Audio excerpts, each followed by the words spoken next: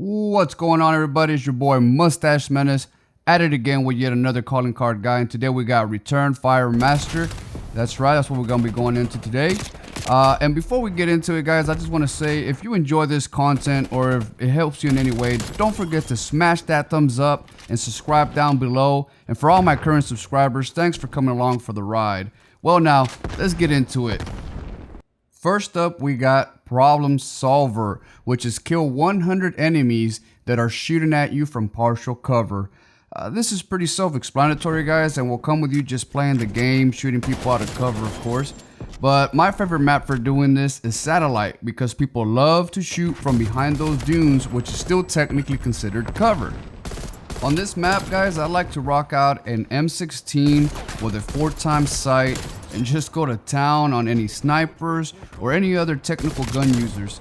Now, granted, this method can be a little campy, but is one sure way of getting multiple kills in one session and possibly knocking out a Merciless or two, or maybe even a Ruthless for your other mastery. I like to use the ammunitions box on this method for my field upgrade, just because you tend to run out of ammo, so you want to be able to replenish that ammo and just keep slapping fools as long as you stay aware of the spawn flips. You should be okay. Of course, you can get these types of kills in any other map. You just have to make sure that you're constantly attacking enemies behind cover, and eventually you'll complete this challenge as well. Moving right along, guys, we got Resistance, which is get a Bloodthirsty medal or better against attackers while guarding a given point. Now, before we get into the mode, we're going to go ahead and discuss the class. Now, for a primary, it doesn't matter whichever your best primary is. You can use a secondary. I recommend you use a shotgun for anybody moving in on the domination point. For your tactical, I recommend a stim shot in case you get multiple enemies. For a lethal, doesn't really matter. For your field upgrade, you want to use trophy system to prevent people from throwing any lethals to your domination point. For your perks, you want to be rocking engineer to keep an eye out for RCSDs, and paranoia to keep an eye on people coming in from the sides. For your secondary perks, you want to use quartermaster and gearhead so you can get your stuff faster. And your third, you want to use gun ho and ghost.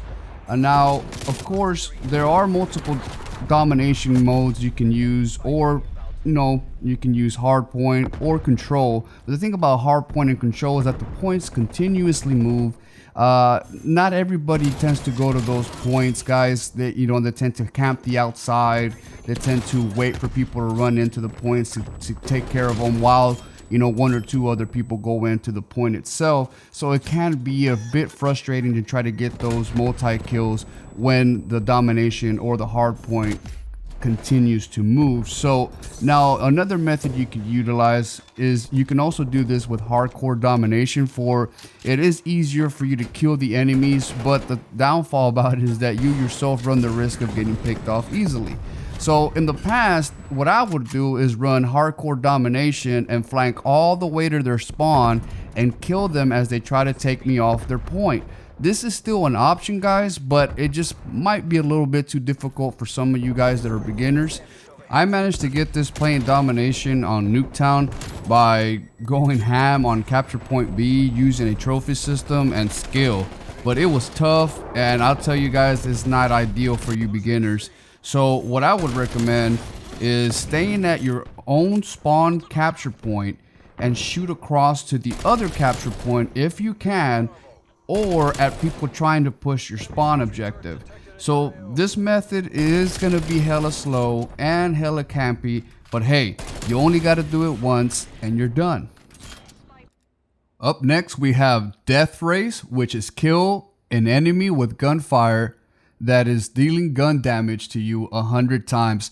Now, this one I'm not really going to go over, guys. This calling card is just pretty self-explanatory. You're going to get this just by playing the game and just plain old simply working out your other challenges. So moving right along, guys, we have Nope, which is get 50 eliminations against an enemy that has shot you from the side or from behind. This one's not that very difficult, guys, and before I knew it, I had already completed this. As long as you're running the stim shot and the shotgun, as I mentioned earlier, this shouldn't be too complicated. As you get shot from the back or the side, just run behind cover, stim shot if needed, and finish them off as soon as they run in after you. Shotguns make this hella easy to accomplish, and when tied together with the stim shot, it's too easy.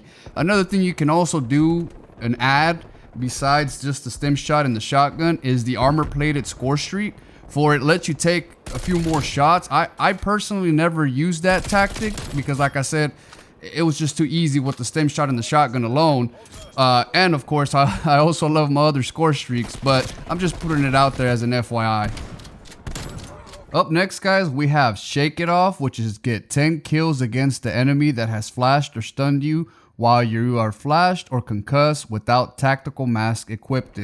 Now, this one, guys, unfortunately I didn't have much clips for because they are very, very random and really based on luck. A lot of variables to consider. You know, they have to be running flash or stun grenades. They have to be spamming them. They have to hit you with them, and then on top of that, you have to try to get the kill. So it's a lot of variables, but what I will say is you'll have more chances of getting flashed or stunned by playing domination or hardpoint matches, for people like to spam them to try to take the points. I would just keep an eye out for any of the spammers and just try to confront them as much as possible to increase your chances of being flashed and stunned, and then of course try to kill them in the process.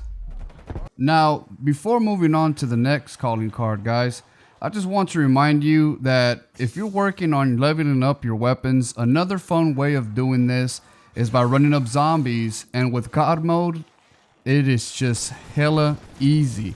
If you haven't checked out any of my other videos, I'll have the links in the description down below where I show you how to go God mode on zombies, how to easily exfil as well, and also show you how to complete other mastery calling cards and soon to come elite master calling card guide. So if you haven't yet, don't forget to smash that thumbs up and subscribe down below. Last but not least, we got Hot Potato, which is kill one enemy with a thrown back frag grenade. This is a very similar situation as the Shake It Off, and where there's a lot of variables in play.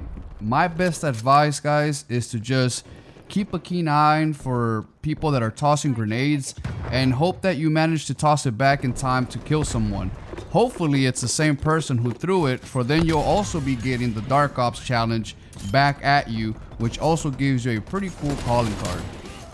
Well, everyone, I hope that y'all found this guide helpful or at least a bit entertaining. Don't forget to check out any of my other content and stay tuned for more guides by subscribing down below. This is Mustache Menace signing off.